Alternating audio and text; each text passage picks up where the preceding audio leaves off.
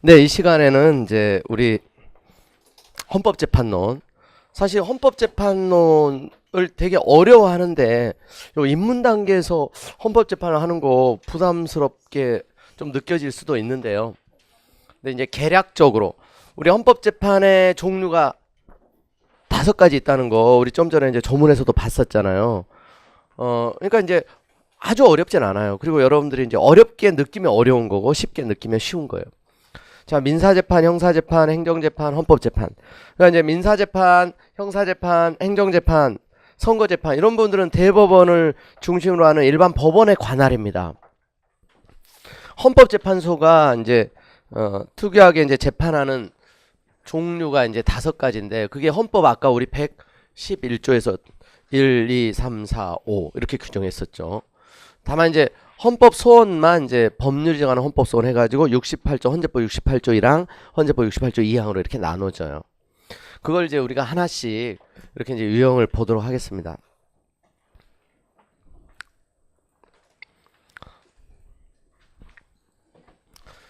먼저 가장 대표적인 게 이제 가장 그리고 전통적이고 오래된 보통 헌법재판 하면 협의회 헌법재판 하면 이 위헌법률 심판을 얘기하는 거예요.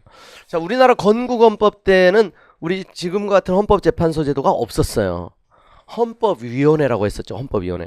우리 건국헌법 때 헌법위원회에서 했던 건 딱 이것만 했어요. 위헌법률 심판만. 그 당시는 탄핵재판소는 따로 있었어요. 그래서 헌정사로 자주 나오는데 요게 그래서 가장 오래된 전통적인 가장 그리고 이제 기본이 되는 이제 헌법재판이에요. 우리 헌법 107조 1항에 보면 관련 조문 법률이 헌법 위반되는 여부가 재판의 전제가 된 경우에 법원은 헌법재판소에 제청하여 그 심판에 의해서 재판한다 이랬죠. 자, 법률이죠. 법률. 헌법에 위반되는지 위헌이 되는지 여부. 자, 이 재판의 전제가 된 경우 그랬죠. 재판의 전제가 된 경우.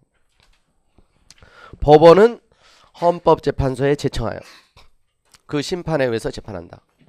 자, 이제 법원이 제청을 하고 헌재가 이제 심판하죠. 그러니까 여기에 또 많은 의미가 이제 함축돼 있어요.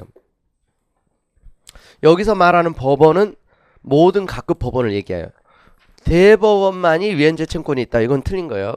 각급 법원, 모든 각급 법원, 시군법원, 군사법원, 가정법원 다 포함합니다. 그리고 여기 재판의 전제가 됐다는 거, 재판의 전제. 이걸 이제 구체적 규범통제제도, 이렇게 우리나라는 구체적 규범통제 방식이다. 그러니까 여러분들이 갑자기 어떤 법률에 위헌의 소지가 있어 보이는 게 눈에 띄었다. 예, 이렇게 쭉 공부하다가 또 이제 법정을 이렇게 찾아보다가 신문 보다가 여러분들이 밑도 끝도 없이 그걸 헌법재판소에 들고 가서 심판해 주세요 이렇게 할 수가 없어요. 여러분이 당사자야 돼. 여러분들이 그런 법률에 의해서 어떤 처분을 받았다든가 그런 법률에 의해서 기소가 됐다든가 그래서 여러분들이 재판받게 되는 상황에서 그 재판은 민사재판일 수도 있고 형사재판일 수도 있고 행정소송일 수도 있어요. 선거재판일 수도 있고. 그래서 여러분 이제 그 유명한 간통죄 처벌 규정 형법 241조였죠. 이게 지금은 이제 여러분 잘 아시다시피 위헌 결정이 내려져서 효력이 상실됐는데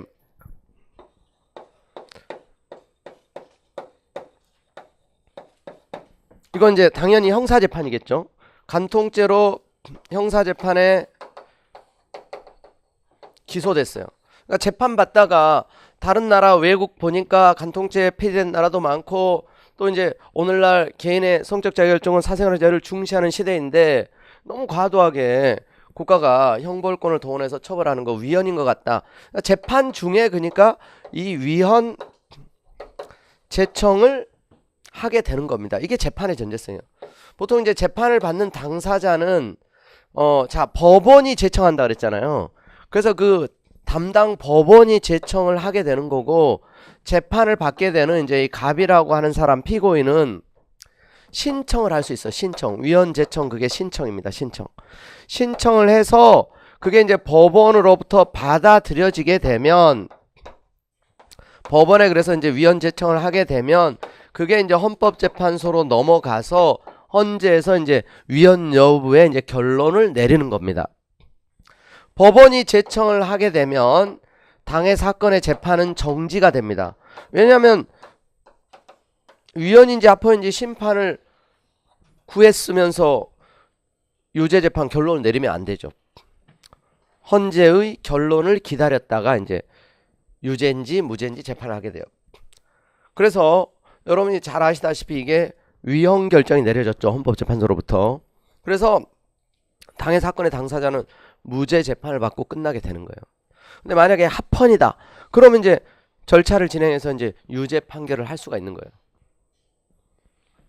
자, 그래서 이 재판의 전제가 된다는 게 풀어서 설명하면 이제 이게 사건이 법원에 계속 중일 것, 그리고 위헌 여부에 문제되는 법률이 당해 사건에 적용 중일 것, 또 위헌인지 합헌인지 여부에 따라 다른 내용의 재판을 하게 되는 경우일 것. 그런 이제 자세한 내용은 나중에 이제 또 공부를 할 거고요. 그렇게 해서 이제 이런 메커니즘 속에서 법률의 위헌 여부에 심판을 하게 되는 겁니다. 아시겠죠? 네. 그래서 우리가 이제 자세한 건 우리 본격적으로 이제 기본 강의 심화 때 살펴보기로 하고, 이제 기본적인 이제 이 메커니즘만 일단 생각을 해주시기 바래요. 자, 그 다음에 거기 이제 41조가 이제 조금 이제 구체화된 조문인데, 여러분 이제 헌법이 가장 기본이 되는 걸 정하고, 보다 이제 구체화된 건 이제 보통 이제 이렇게 헌법재판소법이에요. 헌법에 있는 조문을 조금 더 구체화한 거예요. 법률이 헌법 위반되는 여부가 재판에 전제가 된 때 당해 사건을 담당하는 법원, 여기는 이제 군사법원을 포함한다 그랬죠. 이것도 예시적인 거예요. 군사법원이 아닌 기타 이제 법원도 당연히 포함돼요. 모든 각급 법원이 위헌 제청을 할 수 있어요. 대법원만 위헌 제청한다, 그건 틀린 지문이에요. 그리고 여기 이제 보면은 직권 또는 당사자의 신청 그랬죠. 그러니까 보통은 이제 재판을 이런 받는 당사자가 위헌 제청 신청하는 경우가 많아요. 근데 이제 가끔가다 법원이 직권으로 재판하다가 보면 법률에 대한 해석 적용에 관해서는 누구보다도 이제 법관이 전문성을 가지고 있잖아. 보니까 너무나 위헌의 의심이 있어. 그럼 이제 직권으로 이렇게 제청하기도 해요. 위헌 제청 신청을 받아서 제청하기도 하고. 그리고 위헌 여부 심판의 제청에 관한 결정에 대해서는 항고할 수 없다 그랬는데, 자, 이제 그게 또 뭐냐면요. 이게 그래서 여러분 헌재법 68조 2항하고 연결이 되는데, 자, 이렇게 법원이 위헌 제청을 신청을 했는데 법원에다가 법원이 이제 그 제청을 안 해주고 기각을 할 수가 있어요. 기각을. 위헌 제청 신청에 대해서 법원이 제청하는 게 아니라 기각 결정, 제청 신청에 대해서 기각 결정. 그러면 가는 절차가 사실 68조 2항입니다. 헌재법 68조 2항. 자, 이 기각 결정 자체에 대해서 이제 이게 항고할 수 없어요. 이 자체에 대해서는. 그러니까 법원에 위헌 제청 신청을 했는데 법원이 제청을 해주면 바로 헌재로 넘어가서 이게 헌가 사건, 전형적인 위헌법률 심판이 되는 거고, 기각을 하면 기각 결정 자체에 대해서는 항고할 수 없어요. 그리고 어떻게 가느냐? 그게 바로 이제 헌재법 제 68조 제 2항의 헌법 소원이라는 겁니다, 이게. 그렇게 해서 이제 좀 우회적이지만 결국 헌법재판소에 가서 해당 법률의 위헌 심판을 받아볼 수 있는 기회는 있어요. 그래서 이제 본질이 그래서 위헌법률 심판이라는 거예요. 68조 2항 헌법소원이. 이렇게 확실한 구제 절차가 있기 때문에 이런 제청에 관한 결정에 대해서 항고할 수 없도록, 이 조문도 제청에 관한 결정에 항고할 수 있다, 틀린 지문으로 많이 나왔어요. 이 부분이에요. 그러니까 이 기각 결정했을 때, 제청 신청에 대한 기각 결정을 했을 때 항고할 수 없다는 거예요. 항고할 수 없다. 왜? 확실한 구제 절차가 있기 때문에 그렇습니다. 아시겠죠? 자, 그래서 이제 위헌법률 심판에 대한 거 이런 메커니즘을 통해서 헌재가 법률의 위헌 여부를 심판한다. 이게 형사재판에 예를 들어서 그렇지만 이제 이건 민사재판에서 적용되는 민법 또는 임대차 보호법 또는 이제 행정소송에서 적용되는 뭐 도로교통법, 식품위생법 관련 규정에 이제 위헌의 의심이 있으면 당사자가 위헌재청 신청하거나 아니면 법원이 직권으로 이제 위헌재청, 그리고 이제 위헌재청 신청인데 기각했으면 헌재로 이제 68조 2항의 형식으로 가는 겁니다. 그래서 68조 2항 헌법소원의 본질이 그래서 위헌법률 심판이에요. 위헌법률 심판. 명칭은 헌법소원이지만 아시겠죠? 실질은 위헌법률 심판이다 이거죠. 자, 그다음에 두 번째 이제 헌법재판의 유형이 이제 너무나 유명한 이제 탄핵 심판이죠. 탄핵 심판. 우리가 이제 조문에서도 봤지만 헌재법 65조에서 굉장히 자세하게 규정을 하고 있습니다. 탄핵 대상자는 누구냐? 대통령, 국무총리, 국무위원, 행정학부장, 헌재재판관, 법관, 중앙선거위원, 감사원장, 감사위원. 거기까지는 헌법이 직접 규정하고 있다. 그리고 법률이 정한 기타 법률 정한 공무원이죠. 기타 법률을 정한 공무원이 대표적인 게 누구라고요? 검사, 경찰청장, 원자력 안전위 위원장, 이런 경우가 대표적이에요. 직무집행에 있어서 헌법이나 법률을 위배한 때입니다. 직무집행에 있어서 직무와 관련이 있어야 돼요. 그래서 노무현 대통령 탄핵 사건에서 대통령 당선인의 지위에서의 행위, 그건 대통령의 직무라고 보지 않았어요. 아직 대통령이 아니라고 봤죠. 그리고 퇴임 이후 대통령이 퇴임하고 나면 그것도 아직 대통령이 이미 물러났기 때문에 또 대통령이 아닌 거예요. 직무집행하면서 직무집행. 근데 이제 직무집행은 대통령으로서 기자회견에서 발언하는 거, 산업현장에 방문하는 거, 준공식에 참석하는 거 직무행위로 봤어요. 근데 당선인의 지위는 아직 대통령이 아니기 때문에 당선인의 지위에서 행위는 탄핵 사유가 될 수 없다. 그게 이제 직무와 관련된 이제 판례에서 문제가 된 쟁점이에요. 그리고 여기서 헌법, 이 헌법은 성문헌법만 얘기할까요? 아니면 불문헌법도 포함될까요? 불문헌법도 포함된다. 성문헌법만 얘기하는 거다. 이건 X예요. 기출문제. 여기서 말하는 헌법은 불문헌법도 포함된다. 불문헌법도. 성문헌법뿐만 아니라 여기서 말하는 법률은 국내법뿐만 아니라 국제법 포함한다. 넓게 해석을 했어요. 직무집행에 있어서 헌법 법률을 위배한 때 국회는 탄핵소추 의결을 할 수 있다. 제적 3분의 1 이상 발의에 제적 과반수 찬성이 있어야 하는데 다만 대통령에 대한 탄핵소추는 제적 과반수 발의에 제적 3분의 2 이상 찬성이 있어야 한다. 사망 탄핵소추 의결을 받은 자는 그랬어요. 이걸 탄핵소추 발의가 된 자는 이렇게 바꿔서 낸 적이 있어요. 의결이 됐을 때 탄핵 심판이 있을 때까지 권한행사가 정지된다는 거예요. 자, 발의 정족수가 다르고 지금 의결 정족수가 다르죠? 발의된 상태에서는 권한이 정지가 안 됩니다. 의결이 됐을 때, 아시겠죠? 의결이 됐을 때. 요런 표현들을 정확하게. 요 발의, 의결 표현이 다르잖아요. 발의가 된 것, 그 상태에서는 권한이 정지 안 돼요. 의결을 받은 자, 권한 행사가 정지된다. 그 다음에 탄핵 결정은 공직으로부터 파면함에 그친다. 그러나 이에 의해서 민사상, 형사상 책임이 면제되지는 아니한다. 자, 여러분 이제 직전 대통령이 파면됐잖아요. 공직에서 파면, 대통령직에서 그래서 물러났잖아요. 민사, 형사 책임 면제된다. 그럼 틀려요. 면제되지 않는다. 면제되지 않기 때문에 지금 감옥에 가 계시잖아요. 형사 책임 지금 추궁을 받고 있는 거죠. 근데 시험에서 맨날 나와요. 이게 공직에서 파면할 뿐 아니라 민사상, 형사상 책임 면제된다. 뭐 이런 식으로 이제 파면되는 거지 민형사 책임까지 면제되는 건 아니에요. 아시겠죠? 자, 조문 그대로 잘 숙지하시고. 그 다음에 세 번째 헌법재판 유형이 이제 또 너무나 유명한 정당해산심판이죠. 정당해산심판. 기본적인 근거는 8조 사항입니다. 정당의 목적이나 활동이 민족기본세 위배될 때 정부는 헌법재판소에 그 해산을 제소할 수 있고 정당은 헌재 심판에서 해산된다. 자, 우리 조문에서도 말씀드렸지만 목적이나 활동, 요 이나 이걸 이제 목적과 활동 아니라 그랬죠. 이나. 그리고 이 활동을 목적이나 조직 이렇게 바꿔가지고 조문 문제로. 그리고 정부 또는 국회. 자, 정부만이 제소할 수 있어요. 정부. 그리고 헌법재판소 심판에서. 자, 헌재법에 보니까 기본적인 내용이 똑같은데 정당의 목적이나 활동이 민족기본세 위배될 때 정부는 헌법에 없는 표현이 있긴 있죠. 국무회의 심의를 거쳐. 근데 이게 위헌이 아니에요. 왜냐하면 헌법 8조에는 없지만 헌법 89조에 국무회의 심의를 거치도록 따로 또 규정을 하고 있어요. 국무회의 심의를 거쳐 정당해산 심판을 청구했습니다. 자, 그리고 이 가처분에 관한 규정이 있다는 걸 꼭 알아두시기 바랍니다. 정당 해산 심판 절차에서, 자 보세요. 헌재는 정당 해산 심판의 청구를 받은 때는 직권으로 또는 청구인의 신청에 의해서 종국 결정 선고 시까지 피청구인의 활동을 정지하는 결정, 이게 바로 가처분 결정이에요.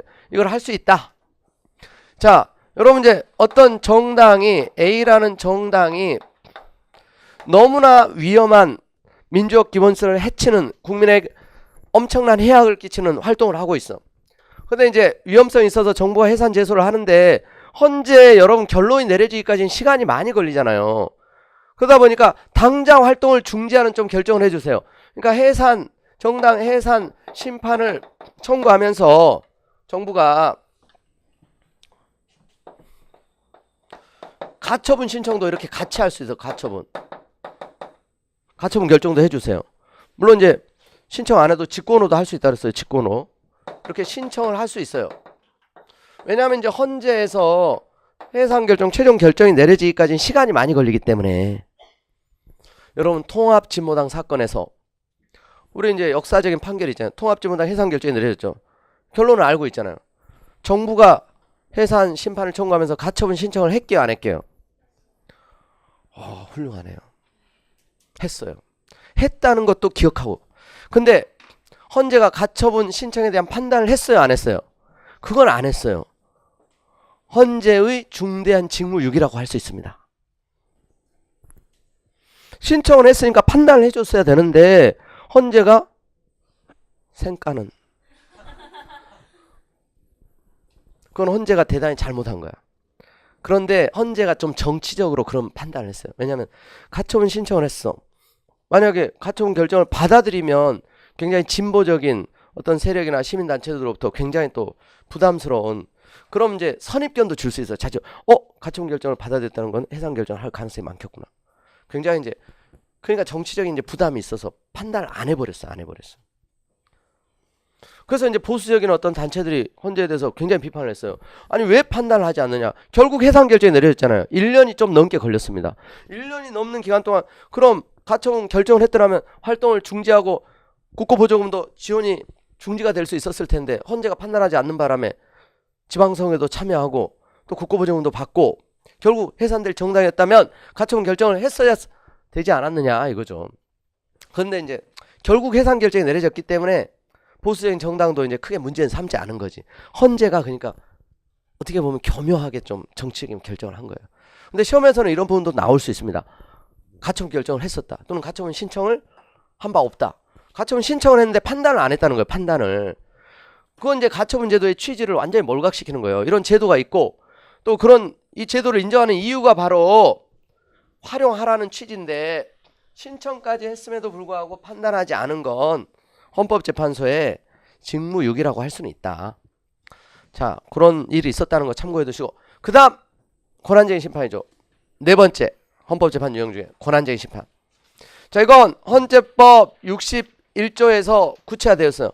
헌법에 보면 국가기관 상호간, 국가기관 대 지방자탄체, 지방자탄체 상호간 세 가지 유형이라고 했죠. 여기도 그대로 국가기관 상호간, 국가기관 지방자탄체 간, 지방자탄체 상호간에 권한의 전부 존재하는지 없는지, 범위 어디까지인지 다툼이 있을 때 당해 국가기관 지방자탄체는 헌법재판소의 권한쟁의 심판을 청구할 수 있다.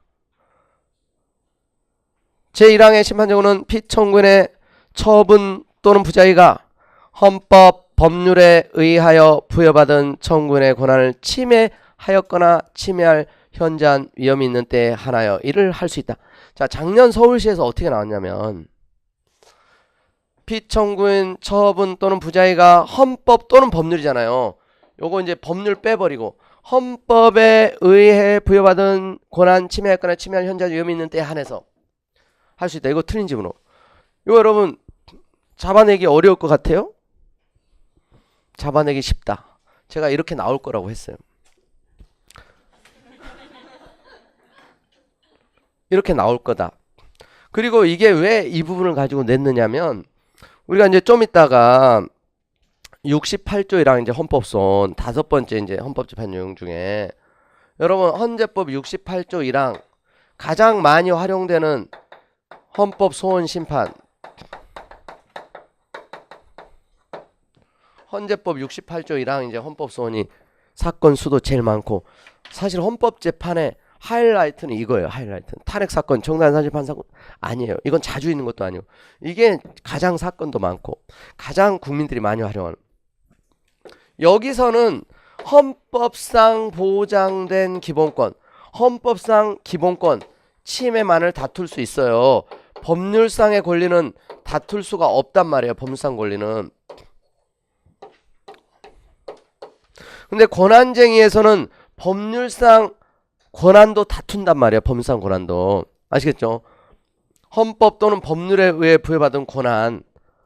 근데 헌법소원은 이것 때문에 이제 좀 헷갈려 할 수가 있는 거예요. 여기서 다투는 건 헌법상 침해된 기본권. 그래서 여러분 이제 시험에 많이 나왔던 것 중에 자, 주민투표권이라고 여러분 들어봤죠? 주민투표권. 자, 여기에 비교되는 거 국민투표권이라는 게 있죠. 국민투표권. 여러분들이 국민이기도 하고 한편으로 주민이기도 하죠. 어디 주민이지? 서울시? 경기도? 아, 지금 주민등록 주소지가 거긴가? 전주. 한옥마을 유명한 전주. 전주 시민. 전주시 주민. 그리고 대한민국 국민으로서 국민투표권. 그러니까 전주시에서 실시하는 주민투표 또는 이제 전주 시민으로서 이제 조례제정개표 청구 이런 분들은 법률상 권리예요. 법률상 권리. 이게 이제 헌법상 권리고 헌법상.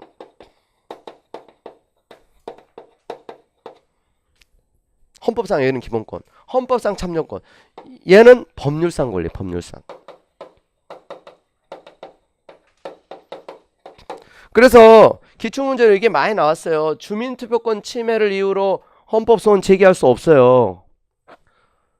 국민투표권은 이제 헌법상 참정권으로서 당연히 국민투표권 침해받으면 그래서 재외국민이 다퉜잖아요. 왜 재외국민에게는 대한민국 국적을 보유한 대한민국 국민인데 주민등록이 없다는 이유로 국민투표권, 국민이면 당연히 보장받아야 되는 기본적인 참정권인 국민투표권을 인정하지 않느냐? 뉴욕에 LA에 이런 해외 교포들 대한민국 국민인 영주권을 가지고 있어도 그 사람들이 대한민국 국적을 보유한 대한민국 국민이란 말이에요. 이거 인정해야 된다고 봤어요. 근데 그 사람들 주민이 아니잖아요. LA에 살고 있으면 고향은 전주고 광주고 부산이어도 지금은 아니란 말이에요. 이건 그래서 외국인도 요건을 갖추면 인정될 수 있어요. 이건 법률적 차원에 걸려요. 이쪽은 대한민국 국민, 외국인이 인정될 수는 없는 거고.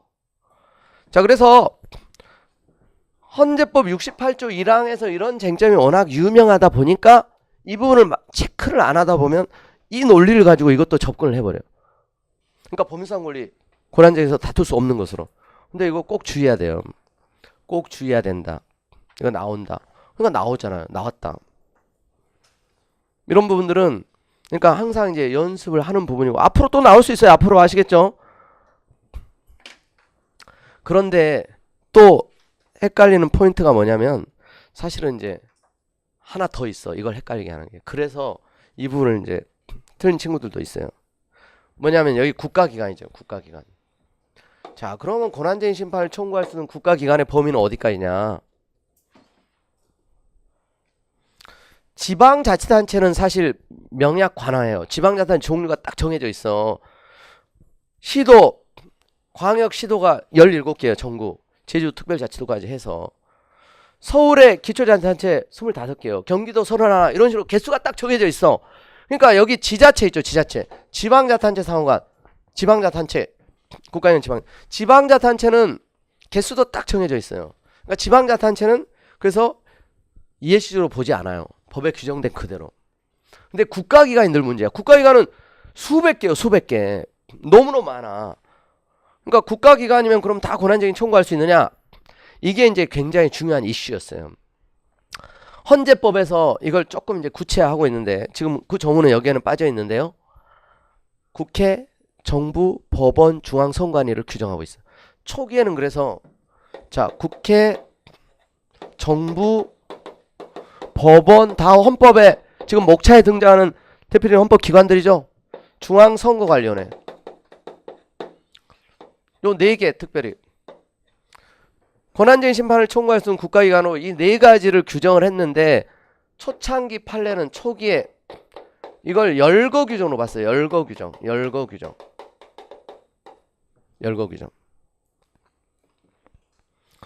여기에 열거된 국회, 정부, 법원, 중앙선관위만 여기서 권한쟁의 심판을 청구할 수 있는 국가기관이다 이렇게. 근데 판례가 바뀌었죠. 지금은 어떻게 봐요? 이걸 예시 규정으로 봐요. 예시 규정. 그래서 여기에 언급이 없지만 국회의원, 국회의장, 중앙선관위 말고 각급 선관위도 다 헌법에 등장하는 기관들이고 권한쟁의 능력이 있다고 보는 거예요. 아시겠죠? 그렇다고 그러면 예시 규정으로 봤다고 해서 모든 그럼 국가기관이냐? 그건 또 아니에요. 헌법에 설치된 기관일 것. 그래서 여러분 시험에 많이 나왔던 게 이거죠. 국가인권위원회. 여러분 들어봤죠? 국가인권위원회. 국가인권위원회는 국가인권위원회법에 의해서 법률에 의해서 설치된 대표적인 기관입니다. 근데 국가인권위원회가 권한쟁의를 청구할 수 있는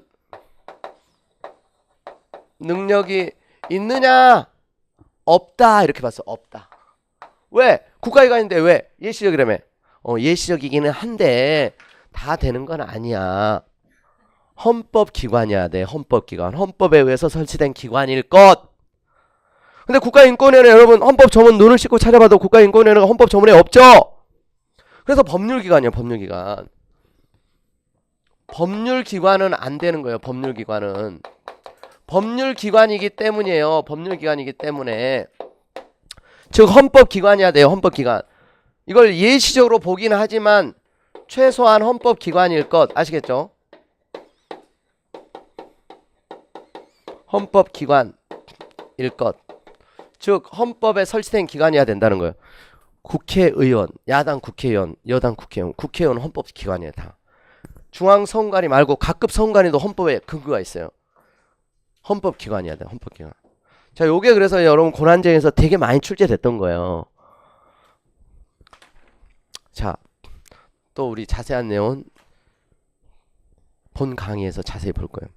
일단은 오늘은 그러니까 개략적으로 헌법 조문에 이런 게 있다. 헌법 재판의 종류가 이런 게 있다. 근데 인문 강의하면서 이렇게 지금 심화 강의하고 있다는 막 느낌도. 그러니까 여러분들이 혹시 그러니까 뭐야 인문인데 왜 이렇게 인문하기가 힘들어? 뭐 이렇게 생각하면 이런 부분이 그러니까 시험에도 많이 다뤄지고 좀 이제 어려운 부분도 있기 때문에 그렇게 이제 양해를 하시고. 근데 자 넘어갑니다. 그래서 헌법이 생각보다 쉽지 않은 면도 있지만 생각보다 쉬워요 사실.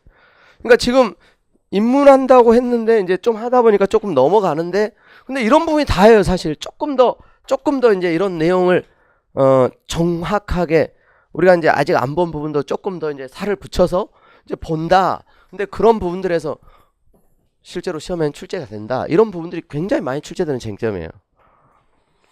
자, 그다음 마지막 이제 헌법재판의 하이라이트. 그게 헌재법 68조 1항의 헌법소원 68조 1항. 그래서 이걸 권리구제형 헌법소원이다. 이렇게 표현하기도 해요. 권리구제형. 여기서 권리는 이제 기본권을 얘기하는 거예요. 이걸 그래서 학자들이 본래적 의미의 헌법소원이다. 이렇게. 그러니까 특별한 얘기 없이 헌법소원 하면 이 68조 1항의 헌법소원을 얘기하는 거예요. 아시겠죠? 그래서 그 조문을 보면 공권력의 행사 또는 불행사로 인하여 헌법상 보장된 기본권. 자, 여기 그래 돼 있잖아요. 헌법상 보장된 기본권. 헌법상 또는 여기는 법률상 아니잖아. 아까 권한쟁의하고 좀 다르죠. 헌법상 보장된 기본권. 근데 여기서 헌법상이라는 게 그러면 헌법에 명문 규정이 있는 것만 얘기하는 거냐? 그건 또 아니에요. 헌법 해석상, 헌법에 규정된 것뿐만 아니라 해석상. 예를 들면 생명권, 알 권리, 인격권 헌법에 명시적 규정은 없잖아요. 그런데 이제 헌법적 차원의 권리로 이제 해석상 인정되는 것까지 다 포함하는 거예요. 이제 법률상 권리는 아니에요. 법률상 그래서 권리는 아닌데, 근데 헌법상 권리, 기본권이어야 되는데 이거는 명문 규정뿐만 아니라 해석상 이제 인정되는 것까지 다 포함하는 거예요. 아시겠죠? 그래서 아까 주민투표권 법률상 권리이기 때문에 이게 헌법소원으로 다툴 수가 없는 거예요. 이거는 아시겠죠? 자, 그리고 여기 침해받은 자 그랬잖아요. 기본권을 침해받은 자, 누가 기본권 침해받을 수 있어요? 기본 주체해야 되잖아. 기본 주체. 국가기관이 기본권 침해받을 수 있어요? 그래서 국가기관, 지방자치단체, 공법인, 공권력 담당자는 원칙적으로 그래서 기본 주체가 아니기 때문에 68조랑 헌법소원을 청구할 수가 없어요. 기본권 주체도 아닌 자가 어떻게 기본 침해받을 수 있어요? 그래서 여기서 또 침해받은 자잖아. 침해받은 자. 여기서 이제 자기 관련성, 직접성 이런 게 또 도출돼요. 그러니까 여러분들이 기본 주체죠. 근데 여러분 친구가 국가기관으로부터 억울한 일을 보니까 당했어. 그러니까 여러분이 열받아가지고 야 친구야 너 가만히 있어. 내가 헌법소원을 다퉈가지고 혼내줄게. 여러분이 대신 다툴 수 없어요. 여러분이 침해받은 자가 아니잖아. 그 친구가 다퉈야 돼. 친구가. 이게 그래서 이제는 기출문제 7급 시험에 사례형으로 나온 적도 있단 말이에요. 엄마가 딸이 자식이 그러니까 키가 적어가지고 경찰청 예전에 여러분 경찰 시험 볼 때 키 제한이 있었어요. 남자는 얼마, 여자는 얼마. 그게 이제 국가인권위원회에서 그건 차별이다, 문제가 있다, 시정을 공고하고 지금은 여러분 없어졌어요. 그런 부분들이. 왜냐면 이제 키가 뭐 일정 이상 돼야지만 반드시 경찰 업무를 효과적으로 수행하는 거 아니야. 힘으로 경찰 업무를 하는 건 아니기 때문에 요즘에 무기도 있고 또 경찰 업무는 다양하기 때문에. 근데 그걸 사례형으로 어떻게 냈냐면 국가인권위원회 진정하는 건 딸이 직접 안 해도 돼요. 엄마가 할 수 있어. 직접적 피해자가 아니어도 돼. 알고 있는 사람 단체도 할 수 있어요. 근데 헌법소원 있잖아. 헌법소원을 엄마가 대신 청구할 수 있다. 이건 틀린 거다 이거지. 헌법소원은 기본권 침해 받은 자가, 아시겠죠? 엄마가 마음은 아프지만 헌법소원을 대신 청구할 수는 없어요. 그건 딸이 청구해야 되는 문제예요. 그리고 이제 많이 나오는 게 그거죠. 단체, 어떤 A라는 단체가 있어요. 단체. 그 구성원이 있습니다. 구성원 값. 그 단체가 구성원의 기본 침해를 대신 다퉈줄 수 없어요. 이런 게 다 자기 관련성이에요. 자기 관련성. 단체도 법인이 아니어도 법인격이 없는 단체라도 법인이 기본권 보장받는 기본 침해를 이유로 법인의 이름으로 법인의 기본 침해를 다툴 수는 있어요. 단체가 자신의 기본 침해는 다툴 수 있지만 구성원의 기본 침해를 대신 다툴 수는 없다는 거예요. 단체의 기본 침해는 단체의 이름으로, 구성원의 기본 침해는 갑의 이름으로 이렇게 다투는 거예요. 이런 부분들이 다 이제 관련된 쟁점이고요. 그 다음에 법원의 재판을 제외하고 그랬잖아. 법원의 재판을 제외하고. 그래서 재판은 원칙적으로 헌법소원 대상이 아닙니다. 물론 예외가 있긴 있죠. 헌재가 위헌 결정한 법령을 적용하여 기본권을 침해한 재판을 했을 때 원칙적으로 이제 합헌적인 절차에 따라 진행된 재판은 헌법소원 대상이 아닌데 예외가 있긴 있어요. 예외. 원칙적으로 이제 재판이 헌법소원 대상이 되지 않는데 예외적으로 헌법재판소가 위헌 결정한 법령을 적용하여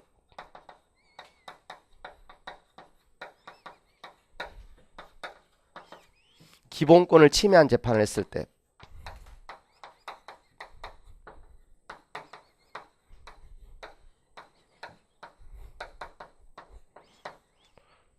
헌법재판소에서 위헌 결정된 법령이면 효력이 상실된 거예요. 그런데 그런 법령을 적용해서 기본권을 침해한 재판을 했다면 이런 재판도 헌법소원 대상에서 제외되는 법원의 재판에 포함된다고 해석하는 한 이 규정이 위헌이라고 했어요. 자, 깊은 내용은 나중에. 그러니까 재판은 헌법 소원 대상이 아니다. 그런데 예외가 있다. 일단 이걸 알아두세요. 여러분, 아무리 사법부가 독립된 지위에서 소신과 재판을 할 수 있다고는 하지만 헌법재판소가 위헌 결정한 법령을 적용해서 기본권을 침해할 그런 재판을 할 권한까지 있는 건 아니에요. 논리적으로 보면 이 얘기가 당연한 겁니다. 당연한 거예요. 그래서 재판은 원칙적으로 헌법소원 대상이 아니지만 이런 재판의 경우는 헌법소원 대상이 될 수 있다. 자, 그리고 여기 이제 다만 해가지고요. 다른 법률의 구제 절차가 있는 경우를 했죠. 그 절차를 모두 거친 후에 헌법소원을 청구해야 된다는 거. 그런 절차를 거친 후가 아니면 헌법소원을 청구할 수 없다는 거죠. 이게 바로 헌법소원의 최우수단성, 보충성이에요. 그래서 헌법소원 심판은 최후의 마지막 기본권 구제수단으로서 기능하는 그야말로 최후의 보루예요, 이게. 자, 재판을 제외한 이유가 뭘까요? 재판으로 갈 수 있는 건 재판으로 가라.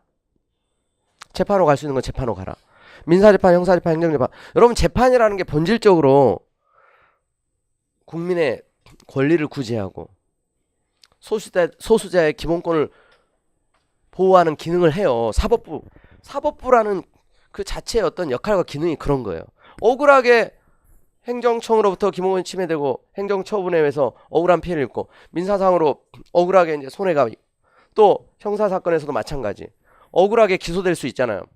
그럴 때 법원이 검사 말만 듣지 말고 피고인 얘기도 듣고 잘못된 기소에 대해서는 무죄 재판도 하고 또 법적 분쟁이 발생했을 때 이 사람은 원고 피고 얘기 들어보고 정말 정의로운 판결을 했었을 때 약자들의 피눈물을 닦아주고 도와줄 수 있는 게 사법부의 역할이에요. 그런데 과거에 우리 사법부가 물론 신뢰받지 못한 판결을 한 적도 많이 있었지만 사법부의 본질적 기능은 그런 겁니다. 그래서 재판을 제외한 거는 그런 의미가 있어요. 사법부 자체가, 재판이라는 것 자체가 권리구제 절차예요. 근데 굳이 재판까지 원칙적으로 헌법소원 대상을 할 필요가 있겠느냐. 그래서 원칙적으로 제외를 한 거예요. 그러나 이제 재판이라도 이렇게 헌재가 위헌 결정한 법령을 적용해서 기본권을 침해한 재판을 했다면 이런 재판까지 제외시킬 수는 없다. 이런 재판이라면 헌재가 또 심판을 해서 구제해줘야 되는 거죠. 그래서 재판으로 갈 수 있는 사건들은 재판으로 다 흡수되는 거예요. 왜냐하면 다른 구제 절차 있으면 다른 구제 절차로 가라 했기 때문에. 그래서 여러분 행정법 하는 친구들이 여러분 이제 행정처분, 전형적인 행정소송의 대상이 됩니다. 행정소송의 대상이 된다는 건 행정소송이라는 게 재판이죠. 이게 이제 행정소송 1심, 2심, 3심, 대법원까지 가서 확정되면 그 처분이 대법원에서 원하는 판결이 내려지지 않았다 하더라도 재판을 헌재로 들고 와서 취소해달라고 할 수가 없어요. 끝이야, 끝. 재판으로 끝. 이게 재판의 대상이 되면 이걸 헌재로 이렇게 들고 갈 수 없다 이거죠. 그래서 여러분 헌법재판소가 서울의 안국역에서 거기 걸어가면 바로 이제 코앞에 있죠. 딱 한 곳 있어요. 지방의 헌법재판소 뭐 지부 지원 없어요. 근데 법원은 전국 모든 도시에 웬만한 중소도시까지 시군 법원까지 다 있으니까 그거는 그만큼 재판의 대상은 많다는 얘기죠. 재판으로 갈 수 있는 건 재판이 끝이에요. 재판이 1심, 2심, 3심 대법원까지 갈 수 있지만 대법원에서도 원하는 판결이 내려지지 않았다. 그건 어쩔 수 없어요. 사법부가 그렇게 판단한 거니까. 항상 판결이 정의롭고 올바르고 완전 무결할 수는 없죠. 그러니까 억울한 경우가 있을 수는 있어요. 그래도 우리나라는 재판은 헌법소원 대상에서 제외했기 때문에 그건 어쩔 수 없어요. 제도적으로. 이런 이제 특별한 예외적인 경우가 아닌 한 재판을 헌법소원으로 다툴 수 없다. 그 다음에 69조. 이 기간도 중요해요. 억울하게 기본권 침해받아도 그 사유 있으면 안 나부터 90일입니다. 의외로 짧아요 이거. 90일. 그리고 몰랐다 하더라도 사유 있는 날부터 1년이 지나면 안 돼요. 둘 중에 하나의 기간이 도과되면 제소기간이 도과돼서 다툴 수 없어요. 다만 다른 법률에 구제 절차 거치느라고 시간이 걸리는 경우가 있겠죠. 그런 경우는 이제 최종 결정 통지받는 날부터 30일 이내에 청구할 수 있어요. 자, 그 다음 이제 마지막 68조 2항 얘기예요. 마지막 헌재법 68조 2항 헌법소원. 지금 위헌법원 심판, 탄핵심판, 정당사심판, 고난쟁심판 그리고 68조 1항 헌법소원, 68조 2항 헌법소원. 가, 나, 다, 라, 마, 파라 그랬죠. 사건 번호 이게 헌바 사건이 붙어요. 헌바. 그러니까 헌바 사건을 보면 여러분들이 무슨 생각을 해야 되냐면 아 이건 위헌재청 신청을 했는데 기각이 돼서 68조 2항 헌법소원의 형식으로 헌재로 간 사건이다. 원래 위헌재청 신청을 했던 거예요. 신청을 했는데 기각이 돼서 가는 거죠. 그래서 조문에 보면 자 41조 근데 이게 바로 위헌법률 심판에 관한 조문이에요. 이러한 규정에 의한 법률의 위헌 여부 심판. 자 재청 신청을 했는데 기각이 된 때 그 신청을 한 당사자는 헌법재판소에 헌법소원심판을 청구하였다. 여기 이름이 헌법소원심판이잖아요. 그래서 헌재법 68조 2항 헌법소원심판이라고 해요 이걸. 근데 그 내용을 보니까 재청 신청 위헌재청 신청을 했는데 기각이 됐을 때 헌법소원심판의 형식으로 가는 거예요.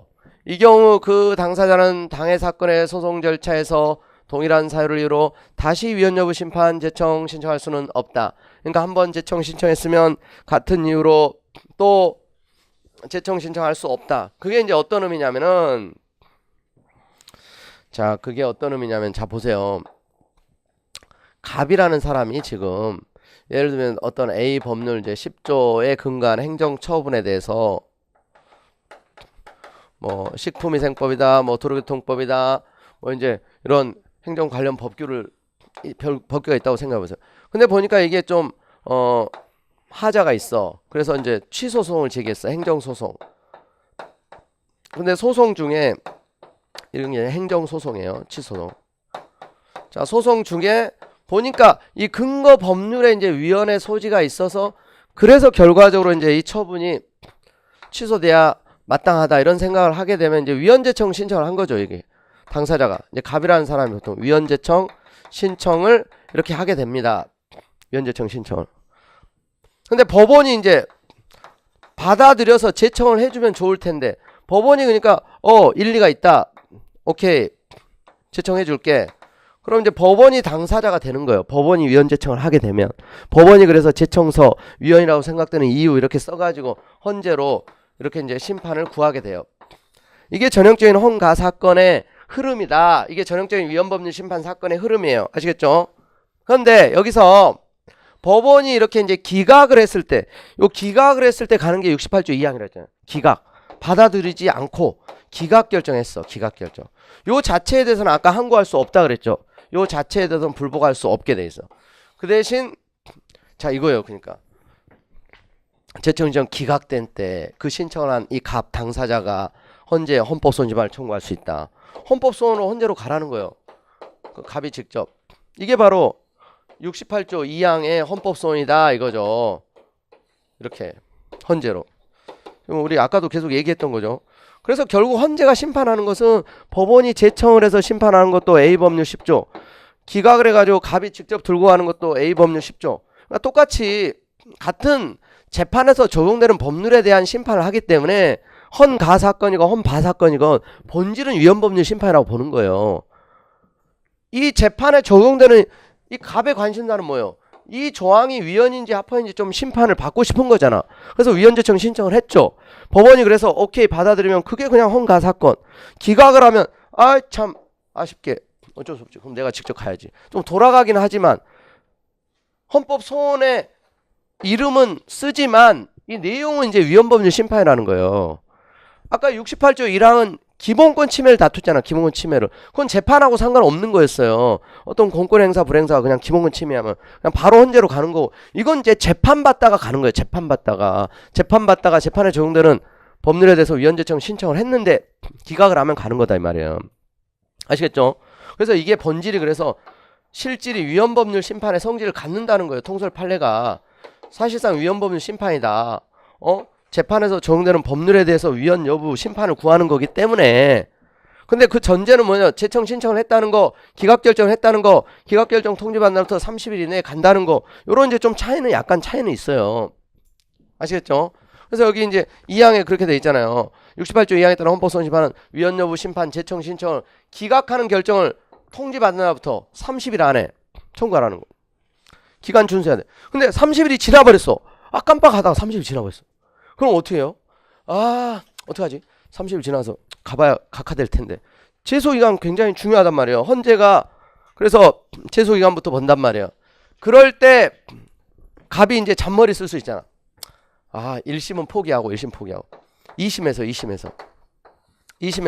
다시 이제 여기서 이제 재판부가 이제 바뀌었겠죠. 위헌재청 신청을 할 수 있냐, 이게 안 된다는 거예요. 그게 이 조문이에요. 이거. 이 경우 당사자는 당해 사건의 소송 절차, 그 소송 절차는 같은 심급뿐만 아니라 상소심도 포함된다고 봐요. 동일한 사유를 이유로 다시 재청 신청할 수 없다. 왜냐하면 이런 기간 제한을 둔 의미가 무의미해질 수 있기 때문에 그래요. 한번 위헌재청 신청했는데 기각했으면 30일 안에 갔었어야지. 30일 놓치고 있다가 다시 또 위헌재청 신청하면 기각이 되면 그때 다시 갈 생각을 했는데 그거 안 된다는 거죠. 근데 1심에서 위헌재청 신청한 적이 없어. 1심에서 패소하고 2심에서 이제 처음으로 위헌재청 신청한 거, 그건 가능해요. 꼭 이게 1심에서 위헌재청 신청해야 되는 거 아니에요. 2심에서 안 하고 대법원에서 위헌재청 신청을 처음으로 할 수도 있어요. 그러니까 한 번은 할 수 있어, 한 번. 근데 한 번 했었으면 그 절차를 통해서 다퉈야지 다시 2심에서 3심에서 안 된다. 요런 건 사실 심화 때 하는 건데 우리가 너무 나갔어. 그런데 듣다 보니까 쭉 따라가다 보니까 뭐 이 정도 심화해서 뭐 그럼 별로 할 게 없네. 인문에서 뭐 그러니까 많이 어렵지 않아요. 그래서 차분하게 이렇게 하다 보면, 그러니까 지금 좀 어렵게 느껴지시는 분들도 겁먹을 필요 없고 차분하게 우리가 앞으로 많은 시간 동안 계속 보고 또 보고 복습도 하고 질문도 하고 시험도 보고 할 거니까 걱정할 필요가 별로 없다 이거죠. 자, 그래서 헌법재판의 유형 5가지, 특히 헌법소원심판이 2가지, 헌재법 68조 1항 2항 나눠졌다는 거. 68조 1항하고 2항은 같은 조문에 나란히 있지만 얘네들은 완전히 성격이 다른 거예요.